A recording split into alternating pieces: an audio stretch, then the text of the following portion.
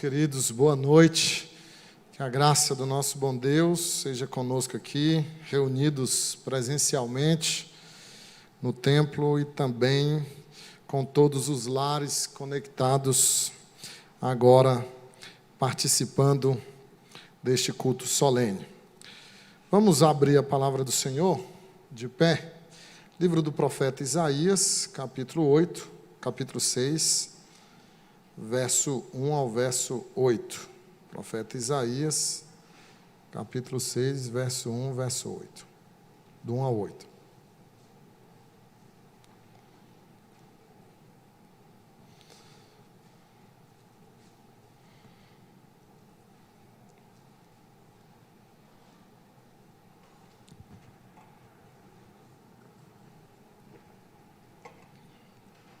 Esperar vocês abrirem. É um texto conhecido e riquíssimo da palavra do Senhor. No ano da morte do rei Uzias, eu vi o Senhor assentado sobre um alto e sublime trono, e as abas de suas vestes enchiam o templo. Serafins estavam por cima dele, cada um tinha 6 asas, com 2 cobriu o rosto, com 2 cobriu seus pés, e com 2 voava. E clamavam uns para os outros, dizendo: Santo, Santo, Santo é o Senhor dos exércitos. Toda a terra está cheia da sua glória. As bases do limiar se moveram à voz do que clamava, e a casa se encheu de fumaça. Então disse eu: ai de mim, estou perdido, porque sou homem de lábios impuros, habito no meio de um povo de impuros lábios, e os meus olhos viram o Rei, o Senhor dos exércitos. Então um dos serafins voou para mim, trazendo na mão uma brasa viva, que tirara do altar com uma tenaz. Com a brasa tocou a minha boca e disse: eis que ela tocou os teus lábios, a tua iniquidade foi tirada e perdoado o teu pecado. Depois disto, ouvi a voz do Senhor que dizia: a quem enviarei e quem há de ir por nós? Disse eu: eis-me aqui, envia-me a mim. Vamos orar? Senhor, nós te agradecemos porque estamos aqui em torno da tua palavra, viva, eficaz.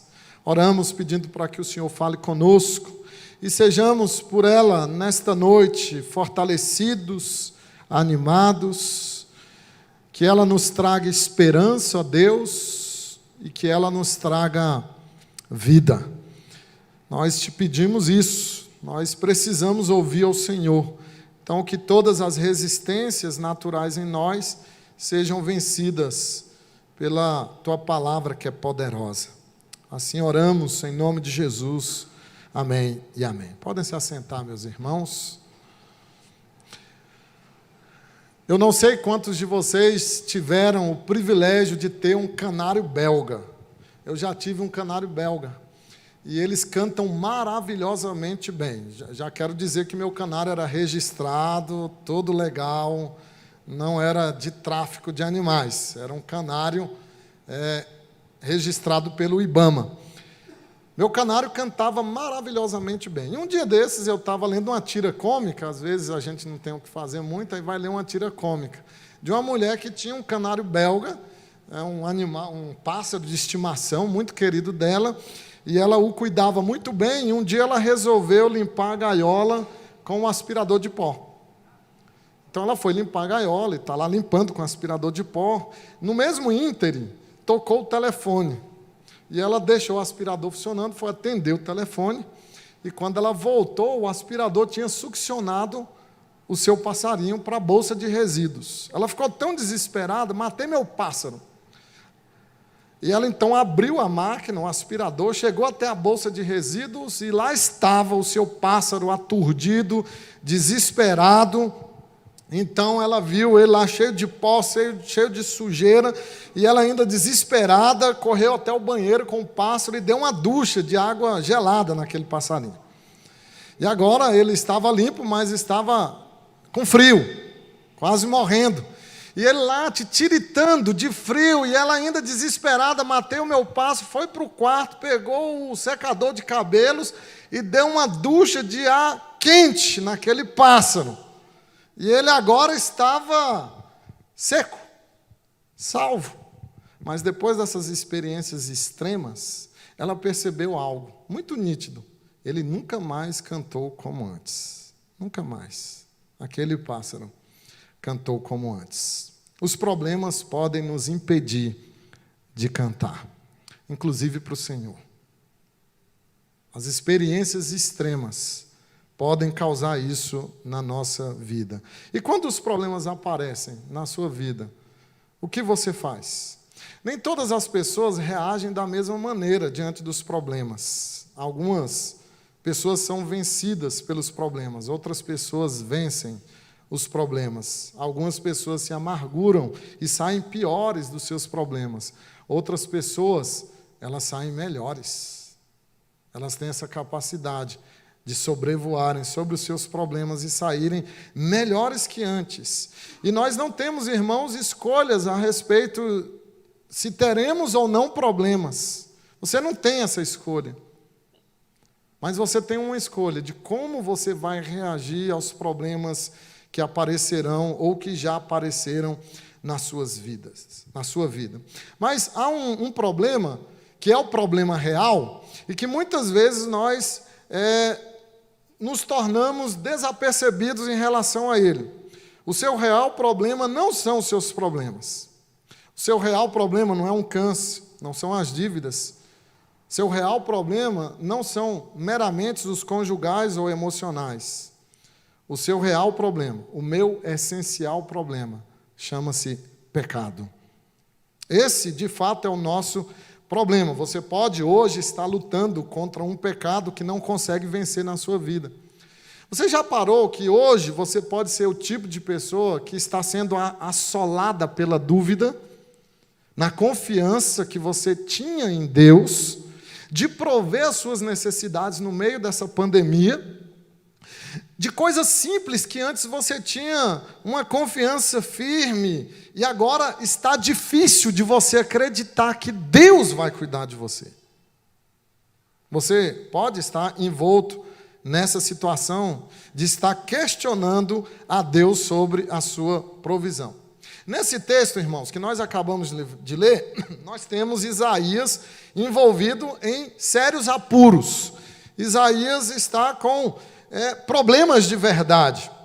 E não só ele, todo o povo de Israel está tendo problemas.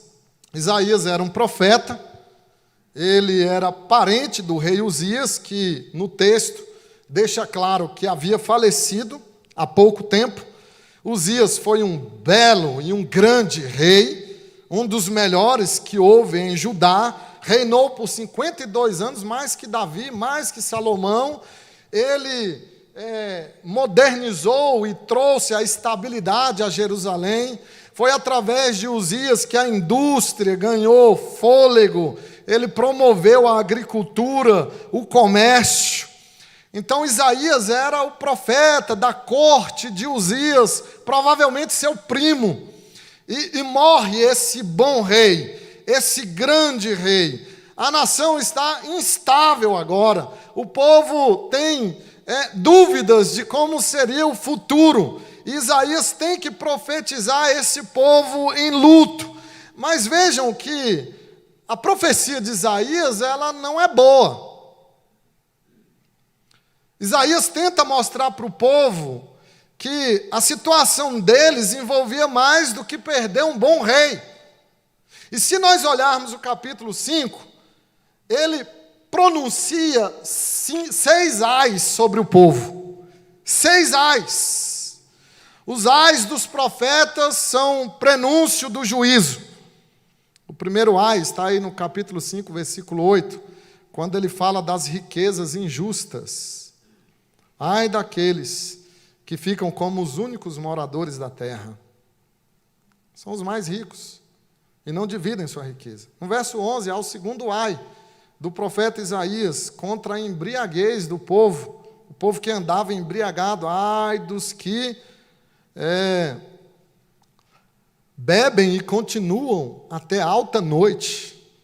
Verso 18, ele critica a desonestidade, ai daqueles que puxam para si iniquidade com cordas de injustiça e o pecado com tirantes de carro.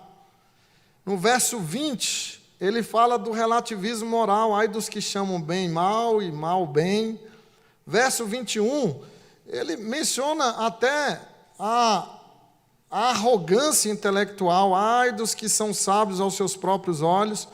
E no verso 22 e 23, há o sexto ai, em que ele repreende a injustiça daqueles que misturam bebida forte para enganarem, embriagarem a pessoa e enganarem, e daqueles que cobram suborno. Então, meus irmãos, pense você, se o profeta Isaías tivesse que profetizar contra você nesta noite, talvez você estaria nessa lista do profeta. E o povo está em luto e ele tem que entregar essa profecia. Então, ele está dizendo, o nosso problema não é a morte de Uzias. O nosso problema é o pecado. É o pecado. Então, eu queria, nessa noite, meditar sobre isso. Quando os problemas aparecem. Os problemas reais, essenciais, os verdadeiros problemas. A primeira lição que nós tiramos do texto é que quando os problemas aparecem, olhe para o alto. Precisamos olhar para o alto. Verso 1. No ano da morte do rei Uzias, eu vi o Senhor assentado sobre um alto e sublime trono, e as abas de suas vestes enchiam o templo. A visão que Isaías tem é no templo. Ele está tendo uma visão espiritual. Nós não podemos afirmar com certeza que ele estava no templo físico. Então ele está no templo tendo essa visão, passando pelo luto da morte do rei Uzias, e ele olha para o alto, e diz o texto que ele vê o Senhor, e a palavra que ele usa aqui para Senhor é Adonai. Ela é muito importante para entendermos esse fato de Isaías olhar para o alto, porque Adonai não é o nome pessoal de Deus, ele usa o nome pessoal de Deus somente lá no versículo 5, e Adonai se encaixa perfeitamente na visão do profeta Isaías, porque Adonai significa o dono do cosmos, o Senhor de toda a criação, o rei, o monarca do universo. E é isso que Isaías está vendo, irmãos, Deus como monarca cósmico, o monarca do universo. É a figura do monarca oriental. Veja que ele está sentado no trono e que os serafins estão ao redor dele, que seria mais ou menos os ministros de Estado, e que ele tem a roupa de um monarca, que é esse manto esvoaçante, que tem uma cauda grande, é o emblema da dignidade oriental. Então ele está vendo um rei. O que o texto quer nos mostrar com isso? Uzias morreu, mas Deus continua no trono. A pandemia chegou, mas Deus continua no trono. A doença chegou, mas Deus continua no trono. Os problemas apareceram, mas Deus continua no trono. A visão de Isaías, ela é propícia para os nossos dias. O Deus soberano, ele olha para o alto, ele não olha para o seu problema, ele olha para Deus, na sua glória, no seu esplendor e na sua soberania. Agora, há um detalhe aqui nessa visão. Ninguém pode ver a glória de Deus e permanecer vivo. Veja que ele diz, os meus olhos viram o rei, o Senhor dos exércitos, versículo 5. Ele está afirmando que viu Deus. Como é que fica isso? Um pecador, ainda que numa visão espiritual, vendo a glória de Deus. Veja que nem os serafins fizeram isso, irmãos. No verso 2, os serafins, que tinham 6 asas, com 2, tapavam os olhos. Não dava para os serafins, bem próximos a Deus, verem a sua glória em plenitude. Com 2 tapavam os pés, anjos puros e santos se sentindo indignos diante de Deus e envergonhados, tapavam seus pés. Como que Isaías vê a glória de Deus? Não é bem assim. Nós vamos descobrir em João, no capítulo 12, versículo 41, que na verdade João viu Jesus. João diz isso, que Isaías viu a glória de Jesus e falou a respeito de Jesus. Então, a visão de Isaías é uma manifestação de Cristo, uma teofania de Cristo. Ele está vendo Jesus, ele vê a impressionante grandiosidade de Deus na figura do seu unigênito Filho. Isso significa muito para nós, meus queridos irmãos, porque quando os problemas aparecerem na nossa vida, nós precisamos olhar os nossos problemas por meio de Jesus e ver Jesus lá nos nossos problemas. Ele esteve com Adão e Eva no jardim. Quando eles pecaram, Jesus esteve com Noé no dilúvio. Jesus esteve com Jó nas desgraças que ele sofreu. Jesus esteve com os amigos de Daniel na fornalha. Jesus esteve com Daniel na cova dos leões. Esteve com a viúva de Naim. Esteve com Marta e Maria quando o seu irmão morreu. Lázaro esteve com Estevão quando ele estava sendo apedrejado pelos seus algozes. Jesus esteve com os seus discípulos no meio da tempestade. Jesus está com você hoje.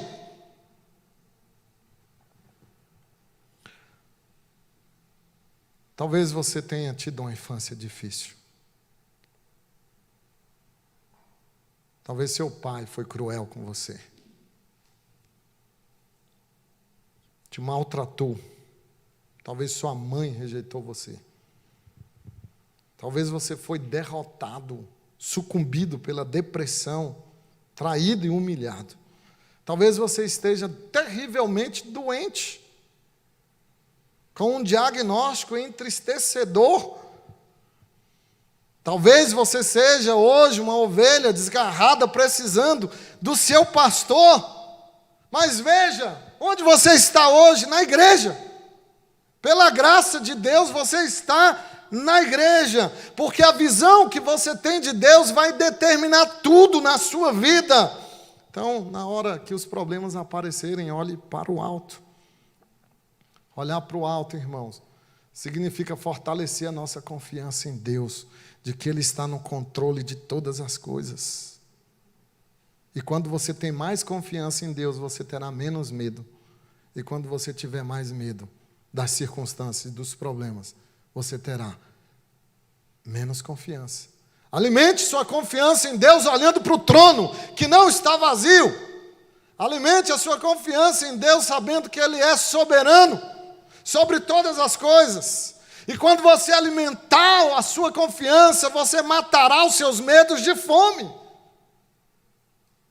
Para onde você está olhando? Para Deus ou para os seus problemas? Quando o mundo começar a ruir na sua vida, olhe para o alto. Tem uma perspectiva celestial das coisas. Isaías olha para o alto, diante do seu problema. Mas há um outro olhar de Isaías, muito importante. Ele não só olha para o alto. Quando os problemas aparecem, olhe para dentro. Olhe para dentro. A visão que Isaías teve da glória de Deus foi estarrecedora. Mexeu completamente com todo o seu ser. Verso 5. Então, em razão da visão, da glória de Deus, disse eu, ai de mim, estou perdido, porque sou homem de lábios impuros, habito no meio de um povo de impuros lábios, e os meus olhos viram o Rei, o Senhor dos exércitos. Ai de mim, é uma expressão, irmãos, impressionante dessa passagem. Veja que esse profeta é o que no capítulo 5 pronuncia 6 ais contra o povo, contra o pecado do povo. Onde está o 7º ai? Deveríamos perguntar, afinal de contas, o número 7 na Bíblia é o que mostra que as coisas são completas. Onde está o número 7? Aqui nos ais de Isaías, o próprio ai que se volta contra ele. Então Isaías, meus irmãos, que profetiza no capítulo 5 contra fulano, contra aquele outro, agora depois que ele conhece Deus, que ele vê Deus, ele é capaz de tratar o seu próprio pecado. Ele é capaz de olhar para o seu coração. E agora o ai não é para o outro, o ai é para ele. E ele diz, ai de mim. É o 7º ai. As coisas para ficarem completas têm que chegar em você. O profeta diz para todo mundo se endireitar, para todo mundo se consertar, mas ele não era capaz de confessar o seu próprio pecado, até que ele encontra Deus. E as coisas mudam completamente. Depois que ele vê Deus na sua santidade, agora, irmãos, ele é capaz de tratar o seu pecado na área que ele mais tinha orgulho. Olha que coisa fascinante, o profeta usa a boca.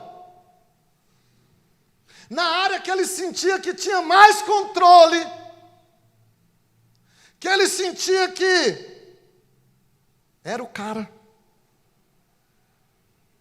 É a área que ele diz, ai de mim, que tenho lábios impuros.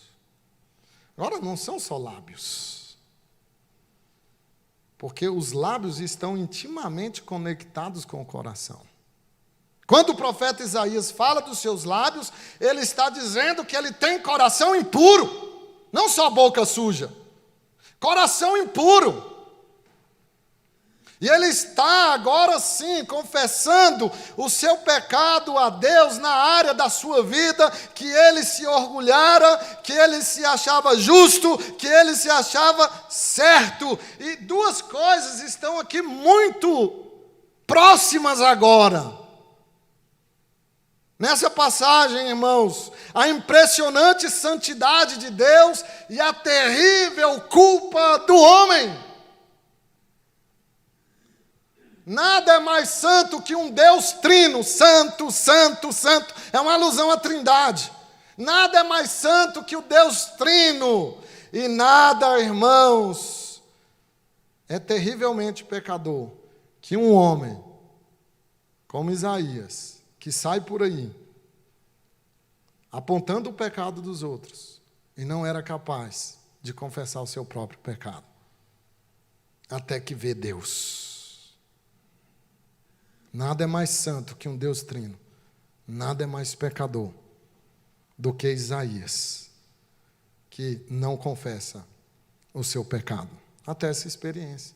E essa experiência de Isaías deve nos motivar a identificar as áreas da nossa vida que temos orgulho e que achamos que temos o controle, seja qualquer área. Que achamos que não foi contaminada pelo pecado. Ai de nós, irmãos, ai de nós, de achar que Isaías 5 é somente para os outros e não para nós. Ai de nós, de antes de proferir os ais contra os outros, não proferir o ai de mim, sinceramente. E é o que Isaías faz, ele olha para si, e ele é tocado agora porque ele vê a sua miséria, ele vê o seu pecado e ele confessa o seu pecado. E sabe o que é mais terrível do pecado? Porque ele é, de fato, o principal problema, é porque ele nos engana. Ele nos trai. A ponto de você estar fazendo algo certo e louvável e extremamente de maneira pecaminosa. Eu estava lendo sobre como os esquimós caçam. Eu achei uma ilustração perfeita. Os esquimós, eles caçam da seguinte maneira: eles matam a foca, eles caçam o urso. Aí eles pegam a gordura da foca, a banha, e mergulham nessa gordura as facas afiadas. Aí eles espalham essas facas no gelo, em pontos estratégicos. O urso, atraído pelo o instinto de comer a banha da foca, ele vai atrás dessas facas sujas de gordura de foca. Ele não pensa duas vezes, irmãos, ele engole a faca.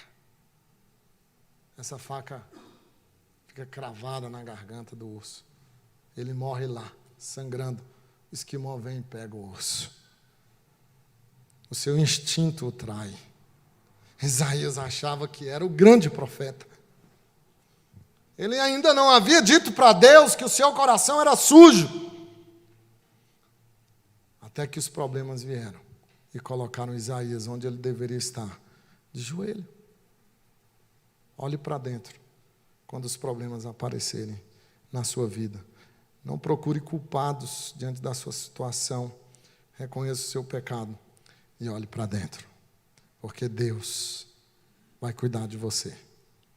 Mas há um terceiro e último olhar de Isaías. Além de olhar para cima, Deus é soberano, olhar para dentro, o homem é pecador, há uma maneira especial de você também agir quando os problemas aparecerem. Olhe para fora, olhe para além de você, olhe para o outro, olhe para o lado, para as necessidades. Aí no verso 8, Deus faz uma pergunta retórica para dar a Isaías o privilégio de responder: a quem enviarei? Quem há de ir por nós? Disse eu, eis-me aqui, envia-me a mim. Realmente Isaías só podia fazer isso, irmãos, confessar o seu pecado.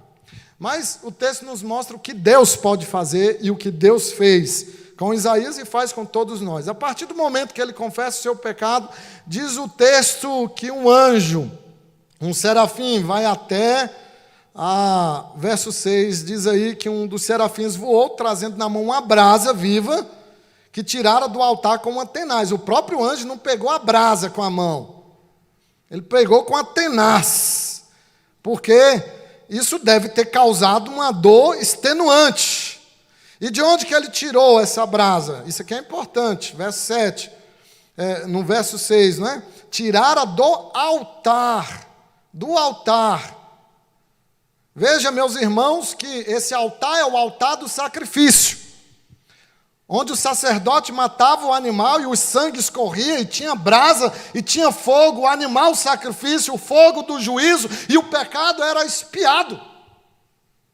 O pecado era perdoado. Esses versículos, o 6 e o 7, porque diz no 7 que ele toca a boca de Isaías, e ele é purificado, a sua iniquidade é tirada, o seu pecado é perdoado.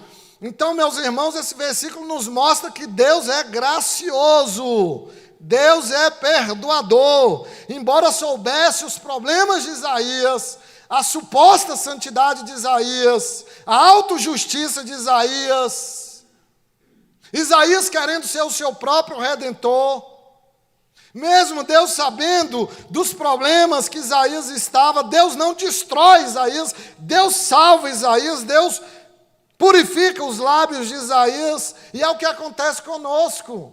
A misericórdia de Deus vem até nós, a brasa foi até Isaías, o perdão foi até Isaías, voou até ele foi perdoado.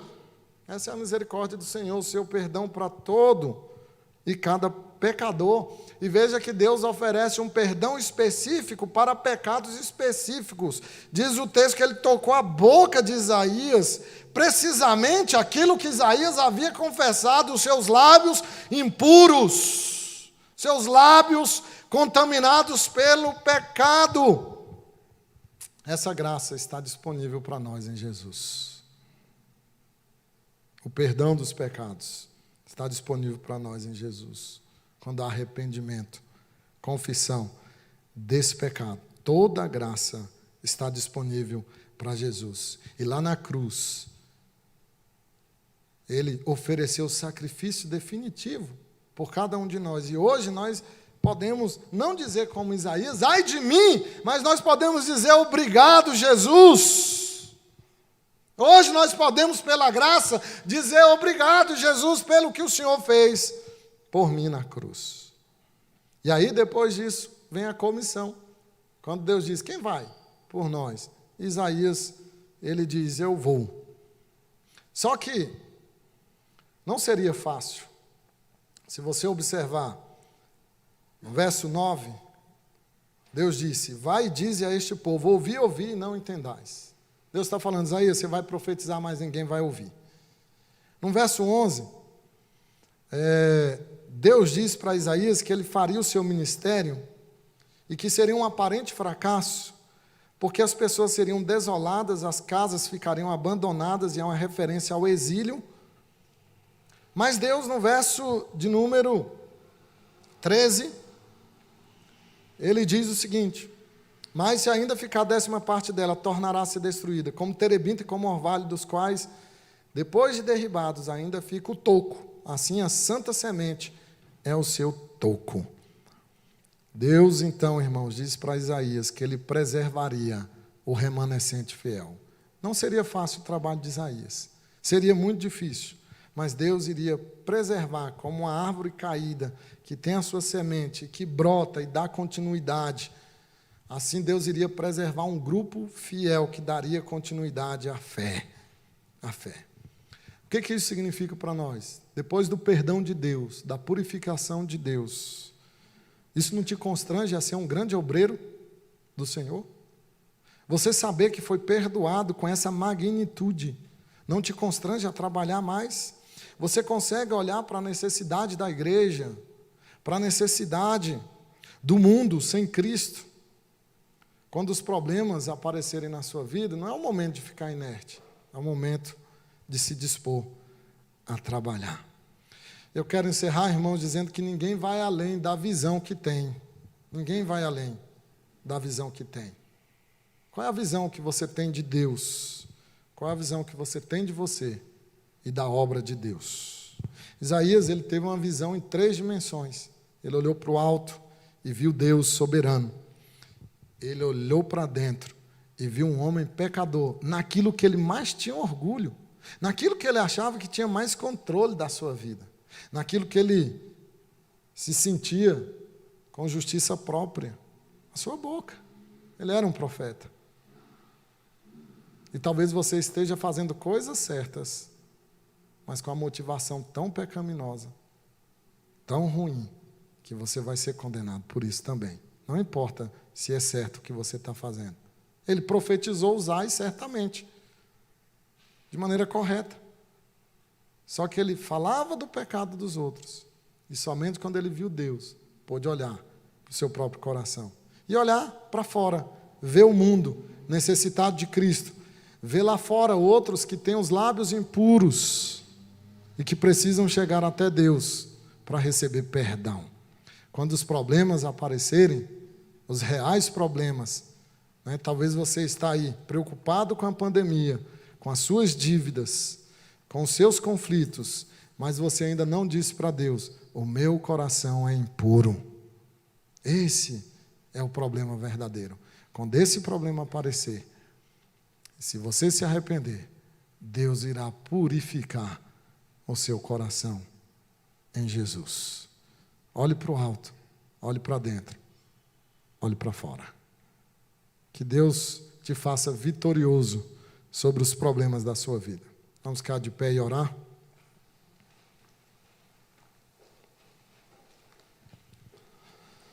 Senhor, obrigado por essa passagem fascinante, essa passagem que nos desafia a olharmos para o Senhor, na Tua santidade, na Tua glória, na Tua grandeza, sem desconfiar que o Senhor é soberano quando estamos doentes, quando estamos saudáveis, quando estamos tristes, quando estamos alegres, quando estamos bem, quando estamos mal. O Senhor é soberano quando há pandemia e quando não há pandemia. A última foi há 1 século, sem pandemia. E o Senhor foi soberano. E agora o Senhor é soberano. O Senhor é soberano quando estamos derrotados, quando estamos vitoriosos. Que essa verdade acalme o coração aflito, desesperado. Mas também, Senhor, que possamos, no meio dos nossos problemas, que eles possam trazer à baila o que está no nosso coração, as motivações do nosso coração. E somente com a morte de Uzias, somente, ó Deus, com a profecia dura contra o povo que era injusto, beberrão, é que Isaías pôde ver a miséria do seu próprio coração, ao contemplar a grandeza do Senhor. Então, à medida que vermos o Senhor grande, nós nos veremos pequenos. E depois de purificados e perdoados, tal é a nossa alegria, Senhor. Tal é a nossa gratidão, que diante da missão que o Senhor nos dá, não ficamos inertes. Nós vemos a necessidade, como Isaías viu. E mesmo difícil a sua missão, ele foi. Porque estava purificado. Porque perdeu a sua confiança própria.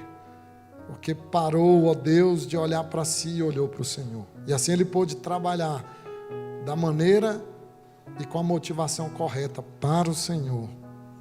Assim oramos, ó Deus, e pedimos. Abençoa o teu povo. Abençoa todos os membros da nossa igreja. E pedimos ao Senhor por essa pandemia, que ela acabe logo.